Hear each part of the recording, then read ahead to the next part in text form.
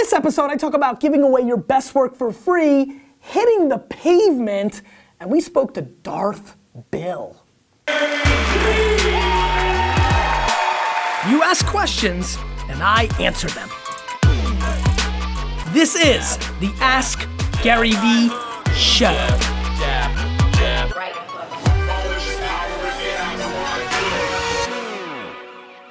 This is Gary Vaynerchuk, and this is episode 73 of the Ask Gary V Show. Before we get into the show, I think you guys probably could tell I'm coming in with a very serious attitude for episode 73. Just came out of an intense meeting, got more intense meetings on the backside, and so you should be prepared for intense. Carlo asks, I sometimes feel that giving away some of my best work for free might mean others perceiving it as less valuable. Is this a true risk, or is this where the right hook balances it all out? Carlos, is a solid question. You know, I think at some level there is a risk about giving away your best work for free. For me, that's been the gateway drug at some level, because I think best work needs to be defined. It depends on what your work is. For example, I'm blown away by people who don't realize that their best advice is exactly what you should give away for free, because if you're in the selling advice business, you really need to give contextual advice. So I can theoretically talk about Snapchat being important, but then when I meet the tire company, we have to formulate it to work within that context, and so that advice is then gonna be specific.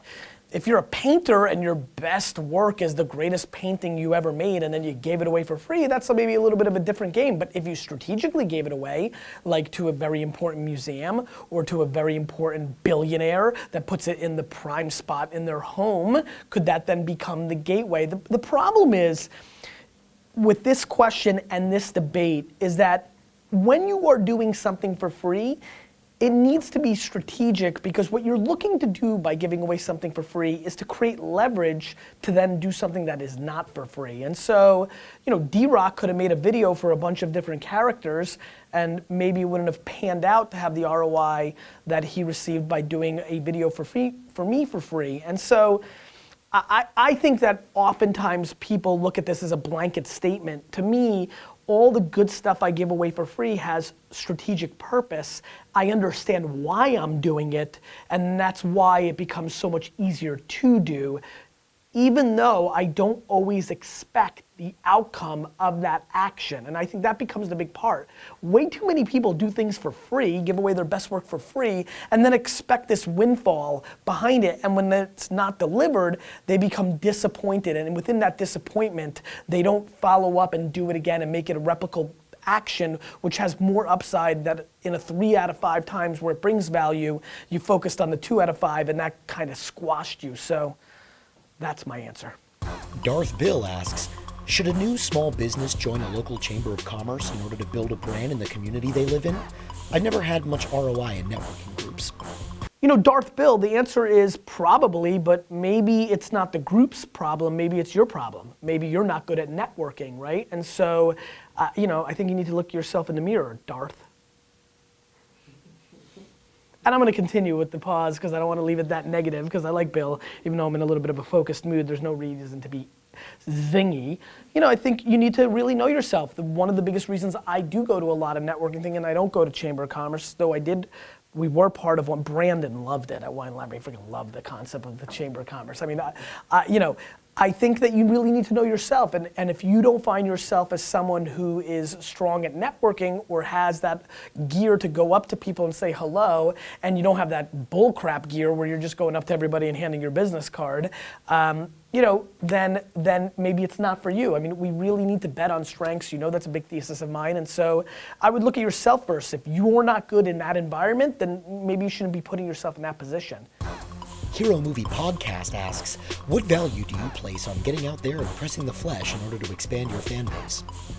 Hero Movie Podcast, can I call you HMP? I think I can. HMP, I have enormous value in it. You go into a confined area where there's like-minded fans to exactly what you do, and listen, nothing replaces a nice little selfie or a hug or a high five. I think you use the digital world as a gateway drug to then meet in person, to then solidify and then kick back out into the digital world to create amplification. So I'm a huge fan of pounding the pavement, showing up in real world places. It continues to be a reason I go to things like South by Southwest, and I'm a big fan of it. I don't think you can just do it in the data world. We're still human for now. Robot culture coming, but not right this second. And so market in the year that you live in, 2015, hitting the pavement, yes. Hey Gary, my name is Pavel Kravchuk. I'm here with members of Slavic Chorale. Hey, Hi Gary. We just sang at VaynerMedia San Francisco, and we have a question for you. Answer our question. We are a choir and orchestra that has existed for about 5 years, and we're looking to grow. We have an audience of about 3,000 to 5,000 at our big concerts. In order for us to continue to grow, we need to get more corporate sponsorships from bigger companies. But they already support orchestras like the San Francisco Symphony. So how do we get them to support us as well? First of all, thank you so much for coming to Vayner SF and wowing them with your skills. Look, I made a very classic, old school Gary Vaynerchuk video from way back when. I'll link it up right here, D-Rock. This one is the cold call video. This seems to be a very simple answer, my friends. I think that you guys may be tremendous at singing, but selling might be a very different thing. And so you need to find who can sell and sing, or who can just sell while you guys sing, because the truth is, you just hit the ground, right? There's a billion places to go, and you just literally go ask all of them. I'm always blown away by people saying, oh, we're in big trouble. Like, people are supporting other things, or there's nowhere to go. There's always somewhere to go. Get creative. Like, are they in San Francisco? Is that what, yeah.